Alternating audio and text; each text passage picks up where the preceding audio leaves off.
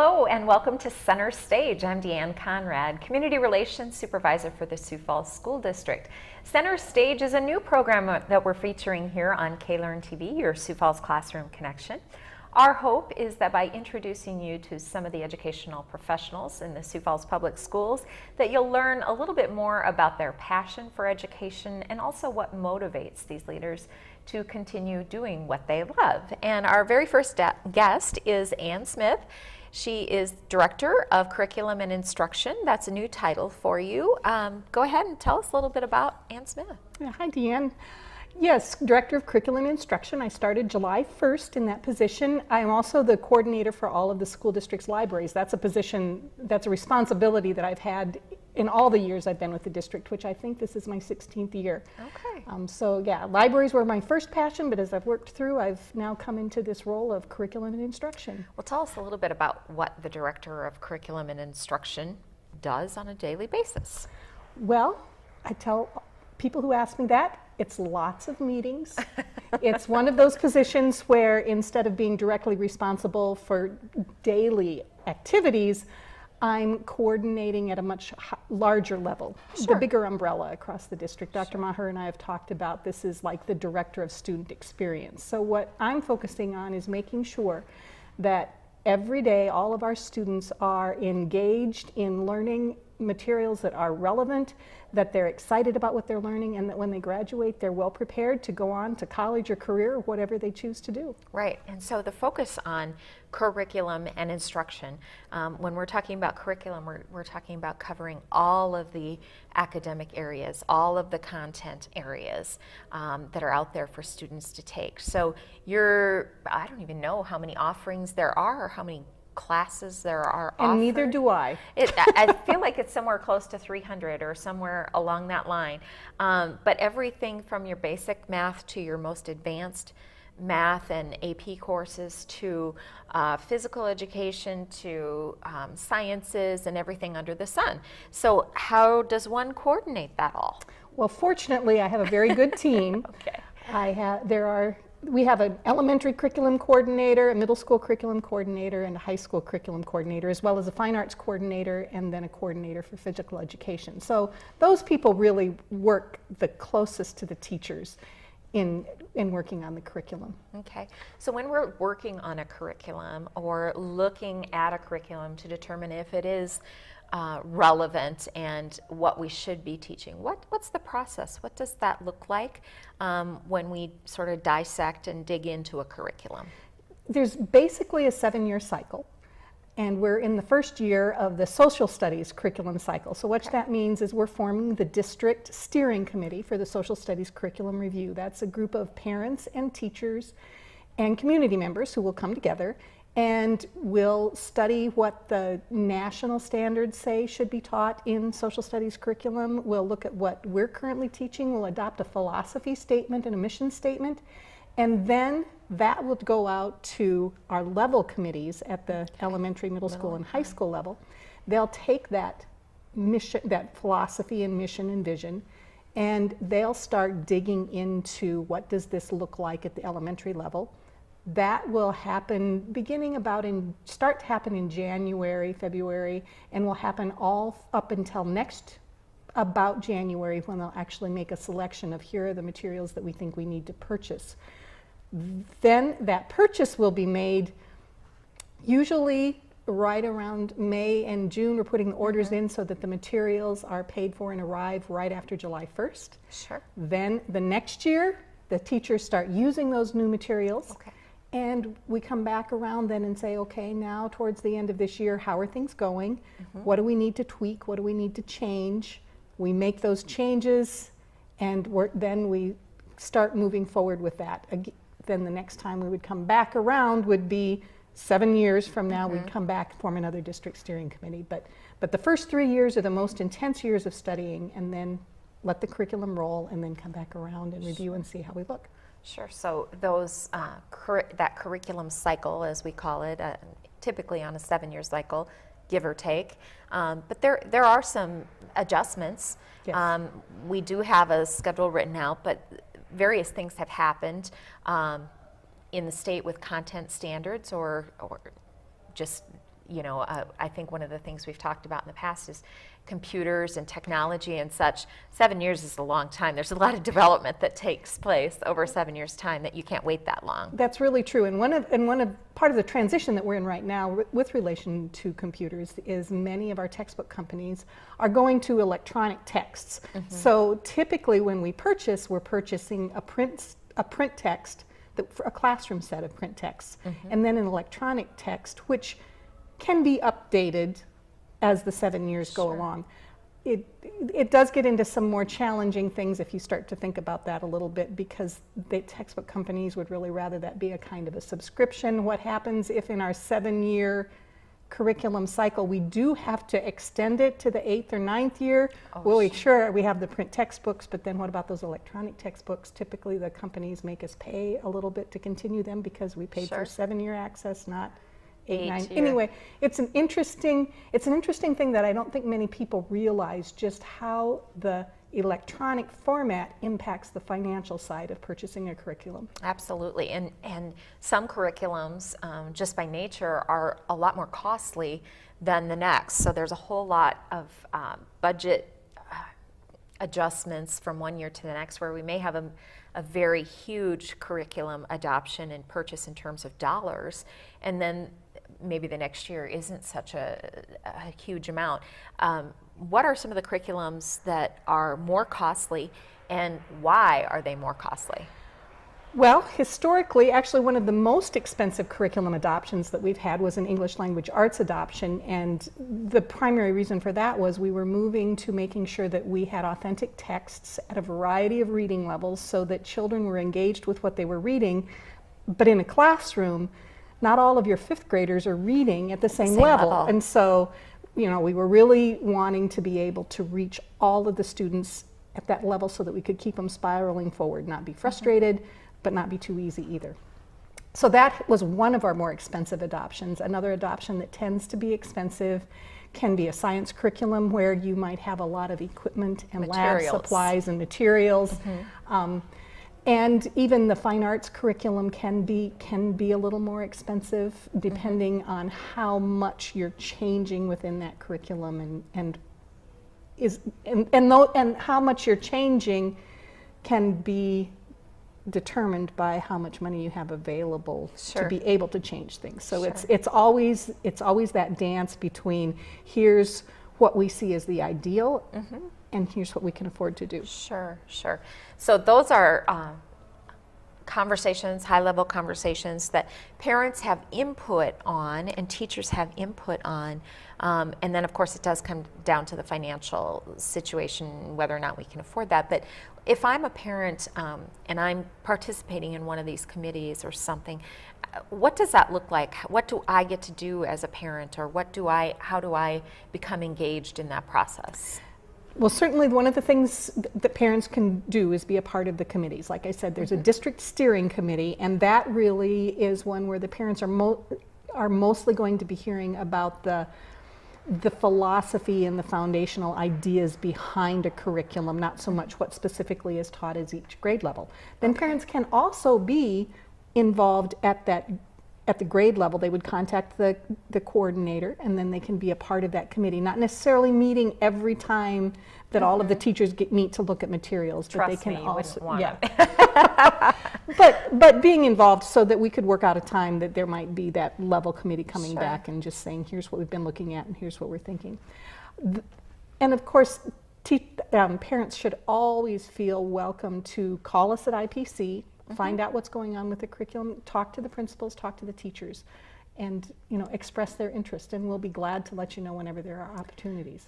And I know in past curriculum adoptions, the materials have been available for parents to come and review. Even if they're not serving on a committee, they're still able to come and review that and see what's being talked about, and where that decision making might be going in the future. That's true, and sometimes it's a little disappointing because we do try to have all of the materials laid out so that people, and we might have 1 or 2 people come and look at it. Sure. But we do want parents to know right up front, here's what we're going to be teaching our children, because we live in a pluralistic society. We live in a society where people have different ideas about what absolutely must be taught, and part of what we do is try to acknowledge that there are different viewpoints.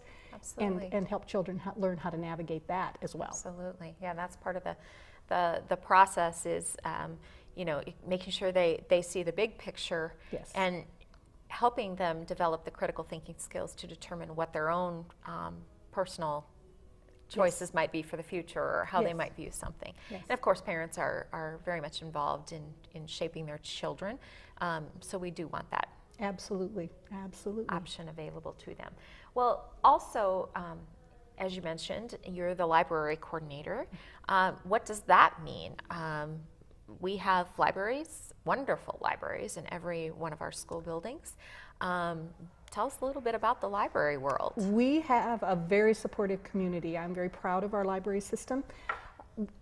Several years ago, our school board made the investment to ensure that all of our elementary libraries have a full-time librarian. That's something that is pretty unique in the state of South Dakota, and I do believe that our children are benefiting greatly from that decision. Our libraries offer a place where our students can come and explore their interests. It's one of the places where you truly can just say, I want to know everything I can know about this. And it's not just the books on the shelves. Our librarians are professionals in navigating the online world. We call librarians. We actually changed the title to librarian because so much information is available electronically now. Unfortunately, not all of it is good information or accurate information. A lot of it's misinformation. And so our librarians, our librarians, do a lot of work with students to help them learn how to distinguish. It's that critical thinking, which when you get right down to it, that's the goal of education. We need to teach our students to be thinkers. Absolutely. So their opportunities in the library, they each have classroom lessons taught by librarians, Yes. and then the library is open for just general enjoyment as well, beyond how a library could be used. Correct, right. And at the elementary level, all students come and have a class in the library every week with the librarian. At middle and high school, the classes are taught in conjunction with another teacher, team taught, as they're going in and doing research. But yes, other than that, the libraries are open and available. Our high school libraries are open before and after school, and they're very busy places. It's an exciting thing to go in there before school and see hundreds of students. Right, and it's not the super quiet libraries of the past. There are reading corners where book talks are going on, and a variety of, there's just a lot of activity. If you've not been in a school library in the last 10, 20 years, you'd probably be, I know it's certainly not like the library of the high school where I attended. It's a lot more engaging and colorful and just sort of grabs your attention. Yeah, people still tease me and will make comments about, oh man, it's like you have to be quiet. It's like walking into a library where the librarian doesn't want you to touch the books. And we all laugh because that is a stereotype that is so not true in the Sioux Falls School District, that it truly is humorous to hear people say that because we're so far away from that. One of the things that we're really excited about is in 2 weeks, we'll be having authors coming in. We've got Rosemary Wells, who's a famous award-winning author. She's been writing for 30 years, over 120 books, the Max and Ruby books, Noisy Nora. She's coming and will be speaking at the Whittier Middle School auditorium. We've got April Henry, who's a young adult author, writes crime mysteries. She'll be in all of our middle schools and high schools meeting with students, and all of our third graders will be going down to the pavilion to meet an author, and there is something magical when students meet authors.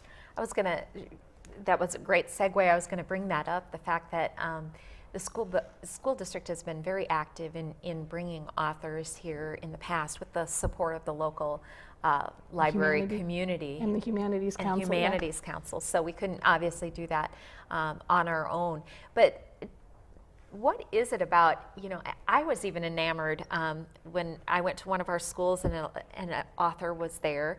She was so down to earth and human. And you sort of put the author at, she, must be someone that's like a recluse and sitting in a corner writing a book and kind of on her own. She was so dynamic and so just full of life, and it was fun for me to see. And of course, I enjoyed her book too that she was talking about. But just what impact do you think authors coming to our schools and to our community can really have on young readers? I think one of the impacts that it has in the first place is you do see this is just another human being, and then it becomes this idea of I could do that. Right. I enjoy writing. I could be an author. Sure. I could have a book published. This person is really not that different. They're not a superhuman. Right. And then I think as human beings we have this internal need to connect, and a good author does that on the page, but that's coming from the person of who they are. And so then when you meet them, they also have that ability to just connect with you as a human being, which at a very, very fundamental level just kind of affirms us, and we feel good. Right, Yeah. absolutely. And when you feel good, you gain confidence, and everything's better. And the students that this particular author was meeting with, it was a third grade level, and the kids were just, I mean, they had questions. How did you start with your idea? And to hear those students ask sort of the big thinking questions was really interesting to hear, that they're not, what's your favorite kind of pizza, or what's your favorite color? What's a good name for a hamster? Right. No, they were really, talking about how did you develop your idea? When, was there ever a time in this book where it just wasn't going where you thought it was going to go? And for an 8 or a third grade student, an 8 or a 9-year-old, I thought those are pretty great questions for kids to come up with. So having the opportunity really expands the minds of the students. It does expand the minds of the opportunity, and to kind of cycle back, I think the other thing that is a testimony to the instruction that's happening in our classrooms and the teacher's influence on those students, because the teacher has helped encourage them in how to ask what is a good question. How do you ask a good question to get at what you're really wondering about? Plus the teacher's just encouraging that attitude of wonder and not being afraid. Right. Not being afraid to just speak up and ask when there's something that you just really want to know. Need to know. Well, it was a great opportunity to hear those kids just formalize, and put into words what their curiosities were. And I thought they were better questions than I might have asked at that age, for sure. So I have come to you a number of times seeking books, suggestions from you for my own kids to read and helping them get engaged. And you've provided me with some wonderful examples of things that they could read and such. But if people don't have an Ann Smith to walk down the hall and ask, where are some great places that parents could go to find really good books that might engage their kids? I know there's a variety of lists out there. Yeah, there are a variety of lists. The American Library Association has awards, and so you can always look for like the Caldecott medalists, the Newbery medalists. South Dakota has a Reader's Choice Award, and those Reader's Choice Awards are often maybe even a little more relevant for the students perhaps than the Newbery and the Caldecott, because it's the kids, the readers themselves, that have read them and said this was the best one. And it doesn't have to be the winner. It's called the Prairie Pask Award, and then there's the Young Adult Reading Program. The South Dakota Library Association, if you search South Dakota Library Association on Google and look for the Young Adult Reading Program or the Prairie Pask, you'll see the lists for several years. Any one of those books would be awesome. Whether it was one of the winners or not. And there's also the Prairie Bud for those very beginning readers, K2. So that's a good option for parents if they're trying to, and a lot of what we do is, I'll read the books right along with the kids and be able to ask the questions, and I think, just have a conversation about the book, that instead of how's your day today, oh, it was fine, who did you play with at recess, what did you have for lunch, having a conversation starter like a book where you can say, hey, did you get to chapter 6 yet? Absolutely. Did you see what happened there? That's really a great opportunity for parents to connect with their kids. Yep, on a very, very meaningful level. Right. And as you know, many times when you ask me for recommendations, the first thing I say is, I'll go back and ask the librarian. So one thing I would say to parents is get to know your school librarian, get to know the public librarians, that's a group of people who are as passionate about getting your kids to read as you are. So. Absolutely. And generally, when I've gotten those ideas from you and we've read the book, it's like, how did I not read this book when I was a kid? Or, and some of them are books that have been around for ages, and some are, brand new books. Yeah. But some of those books, like the series, the Laura Ingalls Wilder series, those are timeless. Those are things that always will be a good read if you're looking for something. Absolutely. Yeah. Yes. Good times. When you have gone and found books that you love, what kind of passion, if we're going to get to know you a little bit more, what kind of area of books do you like? What kind of genre of books does Ann Smith pick up? Well, and as I've gone on my journey of life, I've moved through several genres. For a long time, my favorite was fantasy. I was a big fantasy reader. Actually, now I've started to move more into biographies and nonfiction books, which is something that I can remember my aunt and grandmother talking a little bit about, being surprised when they made that kind of same transition. So I think it's kind of interesting how at my current stage in life, I've become more fascinated in what drives other real people in history. So yeah, I've been turning to the biographies.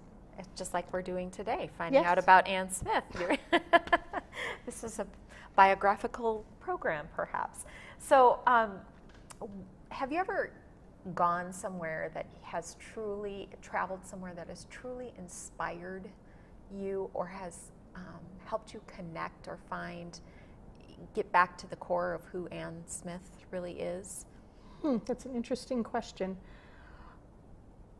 I guess, in a way, one of my interests besides fantasy is history and historical fiction. And 4 years ago, I traveled to Springfield, Illinois, and saw the Abraham Lincoln Museum and just walked the streets of Springfield. And that experience of beginning to understand a side of the politics at the time, understanding that Abraham Lincoln, at the time he became president, Springfield, Illinois, had muddy streets, and he used to share a single bed. I mean, it was just, you have this idea that our presidents are like a king. Sure. And then finding out that he really was that kind of just like, Man on the street. Man on the street, exactly. Yeah, I think whether that got into who Ann Smith is as a human, but it was just a very impactful thing. I always enjoy getting into a situation where I'm forced to rethink my previous beliefs or biases, and that really did it for me. That really did it for me. So that experience then, did that obviously left an impact on you. Was there anything surprising, that jumped out at you? I know you said about the streets and being muddy, and it's just like, wow. That, and then at the Abraham Lincoln Museum, which is the most phenomenal multimedia experience you'll ever go to, which one of the things that I really enjoy is how computers can help us understand and see things in a way, because they can bring, through the magic of television and holographics and graphics, and bring things to life. But they had this exhibit that you went through, and what you heard were snippets of what people were saying at the time that Abraham Lincoln was running for president, and the Civil War. Then the Civil War broke out, and then there was the debate about whether or not he should sign the Emancipation Proclamation. And I never thought about that being a debate that just people around the country were like, in on. Yeah. And I had no idea of just how, I just assumed that, well, of course people in the North were supporting Abraham Lincoln, and when he signed it, they were like, yeah, that was the thing to do. And it was not that at all. I mean, he really had to dig in, and that's part of it, when you're just seeing that Abraham Lincoln was a human being, and he couldn't just say, I'm going to do whatever is popular. He really had to dig into his own soul to figure out what to do.